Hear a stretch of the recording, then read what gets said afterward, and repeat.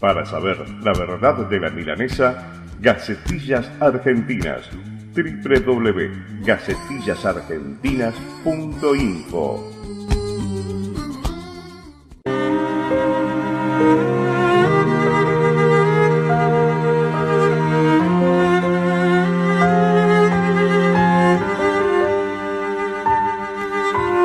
Contrapuntos, un programa de radio políticamente incorrecto. Después de las palabras iniciales, nuestro primer entrevistado tiene que ver con seguir pensando, recordando qué pasó entre 1976 y 1983, qué pasó antes incluso, y qué sigue pasando hoy en el sur de Santa Fe y en Argentina. Y por eso estamos comunicados con un periodista que nació en Venado, ahora está viviendo en otra parte, nació creo que circunstancialmente en Venado Tuerto.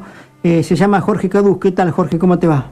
Hola, Andrés, ¿qué tal? Muchísimas gracias por llamar. No, un gusto estar compartiendo con vos este programa de Contrapuntos. Estuve hojeando tu libro Un tiempo ayer ceniza, junto que hiciste con Facundo Toscanini. Sí. Apenas arrancás, decís que, es el escenario elegido para analizar qué pasó en los meses de la más brutal violencia, cómo se llegó a esa brutalidad, ¿qué heredamos de ella? Obviamente estás hablando de la dictadura en el sur de Santa Fe. Sí. Ahí lo que hacemos es tratar de pensar, porque desde pequeños conocemos la historia que pasa en Buenos Aires, en Capital Federal, que la que pasa en la esquina de nuestra casa. Entonces lo que tratamos de pensar ahí es qué había pasado en ese periodo, del 76 al 83, incluso desde un poquito antes, a la vuelta de la esquina, en los pueblos recostados sobre la Ruta 90 en el sur de la provincia de Santa Fe, y después lo fuimos ampliando. Entonces tratamos de pensar qué pasaba en Villa Constitución, en Firmat, en Venado Tuerto, en Alcorta, en Máximo Paz, en Santa Teresa durante todo ese tiempo. Uh-huh. Sí. ¿Quién fue Víctor Hugo Fina? Bueno, mira, esa fue la primera historia con la que nosotros nos encontramos cuando comenzamos este recorrido por lo que fue la violencia de Estado en la región, la violencia del terrorismo de Estado en la región. Víctor Hugo Fina para nosotros sintetiza parte de esa historia, porque él tiene un recorrido que va de Colón, pasa por la escuela de Juncal, termina el secundario en la escuela de Alcorta, viaja a Rosario a estudiar, a hacer los estudios universitarios, y aquí se encuentra con su militancia en el Partido Revolucionario de los Trabajadores y en el Ejército Revolucionario del Pueblo. En agosto del 76, en un procedimiento, como se los denominaba en ese momento, de fuerzas conjuntas, lo asesinan en su casa, secuestran a su compañera, Isabel Ángela Carlucci, en la fábrica donde ella trabajaba. De Isabel Ángela Carlucci no se sabe nada hasta el día de hoy, estaba embarazada de 8 meses, la familia sigue buscando a ese bebé que nació en cautiverio, y Víctor Hugo Fina está sepultado allí en la localidad de Alcorta. Esa fue la primera historia que nosotros conocimos de lo que fue el terrorismo de Estado en la región, y a partir de ahí empezamos a contar estas historias, a buscarlas, porque entendimos que Alcorta no había sido una isla durante el terrorismo de Estado, que Máximo Paz no había sido una isla, que El Hortondo no había sido una isla, y que por supuesto ciudades más grandes como Venado Tuerto, Firmat y Villa Constitución tampoco. Uh-huh. Y el terrorismo de Estado había llegado con toda la brutalidad que representó en las grandes ciudades, también en las localidades pequeñas. Uh-huh. Aquí en Venado Tuerto tuvimos al inefable Mario Picchi.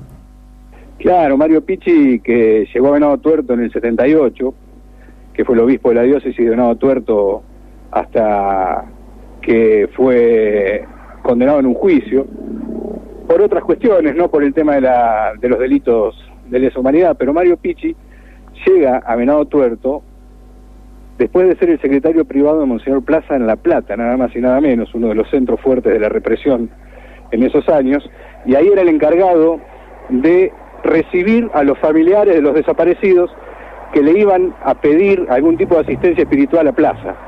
Así que el papel de Mario Picchi, sobre todo en La Plata, durante este periodo ha sido fundamental. Está incluso en varias de las causas judiciales que se están tramitando hoy en día, sobre todo en la ciudad de La Plata, aparece el nombre de Mario Picchi como el primero en ser el encargado de recibir a los familiares desaparecidos. Uh-huh. ¿Y quién le regaló el auto a Mario Picchi con el que andaba acá en Venado Tuerto? Esa es una historia muy linda, nosotros la contamos en el libro, muy linda, digo, porque es sintomática de la relación que estableció parte de la jerarquía eclesiástica con los dictadores de turno. El general Ibérico Saint-Jean, que es uno de los más carniceros representantes del terrorismo de Estado. Ujú. En ese auto llega Mario Picchi allí a Venado Tuerto cuando lo nombran como obispo de la diócesis, ¿no? Ujú. Y tenía como, creo que en esos años tenían, por lo menos entre el 75 y el 78, como dicen ustedes en su libro, lo tenía Juan Ríos como digamos, ladero, podríamos decir, ¿no? Claro, Juan Ríos también es uno de los más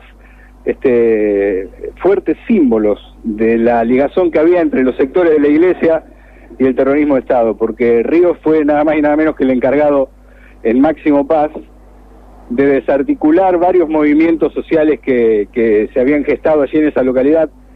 Él pasa a ser párroco de la localidad de Máximo Paz también en la primavera del 78, y bueno, y fue uno de los discípulos de Mario Picchi, ¿no? Ríos, que hoy está en Villa Constitución, a cargo nada más y nada menos que de varias escuelas católicas, ¿no? Ajá, no conocía ese dato. Sí, incluso hay una cosa muy interesante. Vos sabés que en Villa Constitución, el 20 de marzo del 75, un año antes de la instauración de la dictadura, del golpe militar, se da lo que se conoce como la invasión a Villa Constitución. En esa invasión, fuerzas conjuntas, más comandos civiles, conocidos como la AAA, secuestran y desaparecen a varios de los militantes sindicales más importantes de Villa Constitución.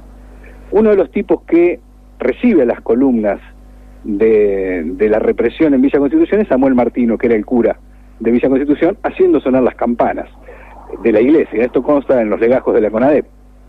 Juan Ríos hoy vive en el mismo lugar donde vivía Samuel Martino, y fue recibido por el propio Samuel Martino, que murió hace un par de años.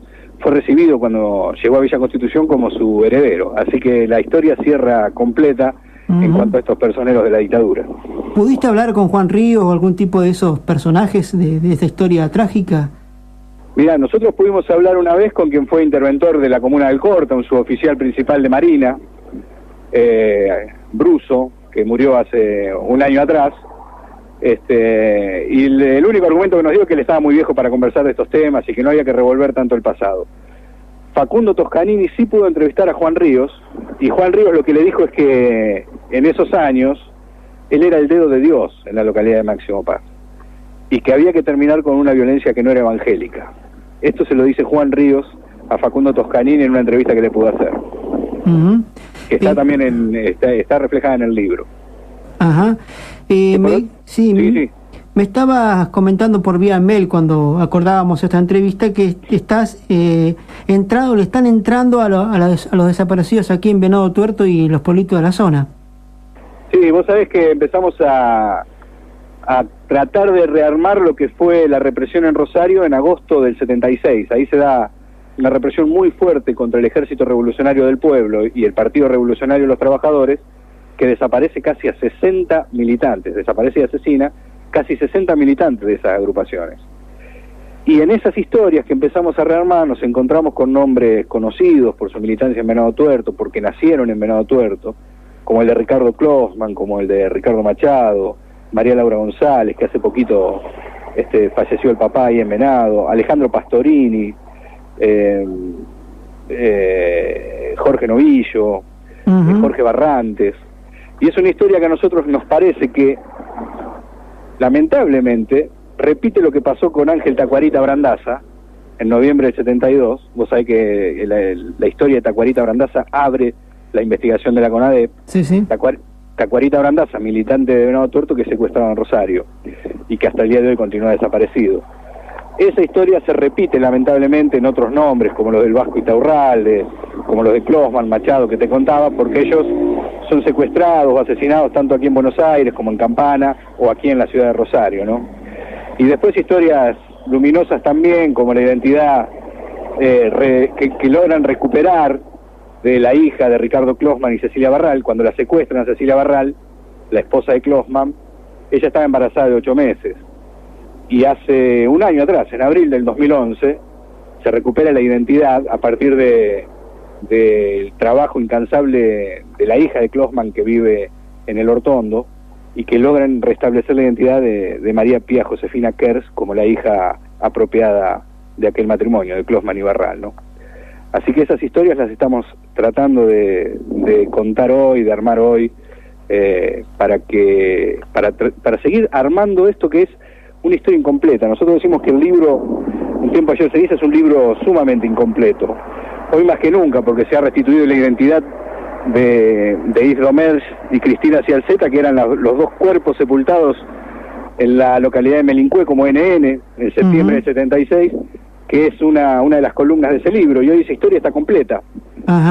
El próximo lunes, cuando se lea la sentencia de la causa Díaz Besone, ahí estará como prueba fundamental esa historia, la de Cristina Cialzeta, porque esa identidad recuperada, esos huesos encontrados en el cementerio de Melincue, que nosotros reflejamos en el libro, esos huesos encontrados se sumaron como prueba en esta causa, y ha sido fundamental también a la hora de determinar la condena que seguramente va a tener Díaz Besone.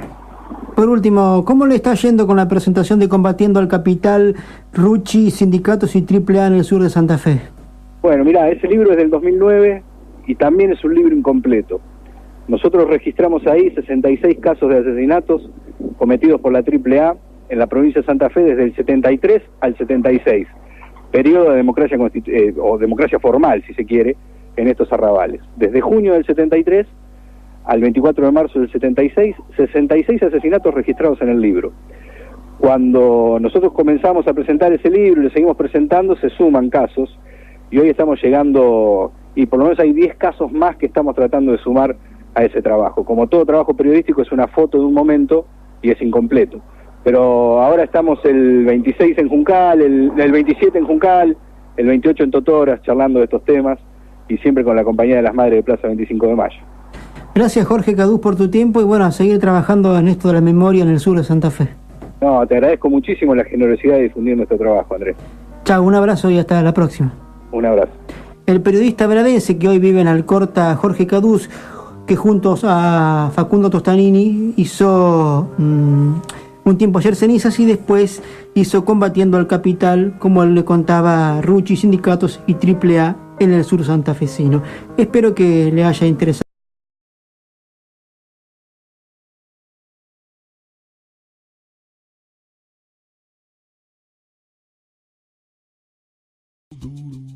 Para saber la verdad de la milanesa, Gacetillas Argentinas, www.gacetillasargentinas.info.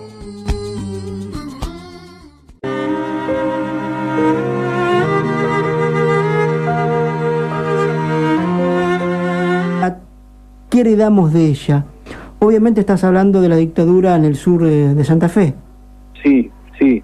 Ahí lo que hacemos es tratar de pensar, porque desde pequeños conocemos la historia, más la historia que pasa en Buenos Aires, en Capital Federal, que la que pasa en la esquina de nuestra casa. ¿Y qué sigue pasando hoy en el sur de Santa Fe y en Argentina? Y por eso estamos comunicados con un periodista que nació en Venado, ahora está viviendo en otra parte, nació creo que circunstancialmente en Venado Tuerto, se llama Jorge Cadús. ¿Qué tal, Jorge? ¿Cómo te va?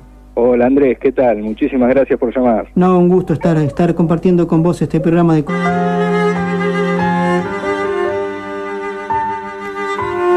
Contrapuntos, un programa de radio políticamente incorrecto. Después de las palabras iniciales, nuestro primer entrevistado tiene que ver con seguir pensando, recordando qué pasó entre 1976 y 1983. ¿Qué pasó antes? Incluso contrapuntos. Estuve hojeando tu libro Un tiempo ayer ceniza, junto que hiciste con Facundo Toscanini. Sí. Apenas arrancás, decís que, es el escenario elegido para analizar qué pasó en los meses de la más brutal violencia, cómo se llegó a esa brutalidad.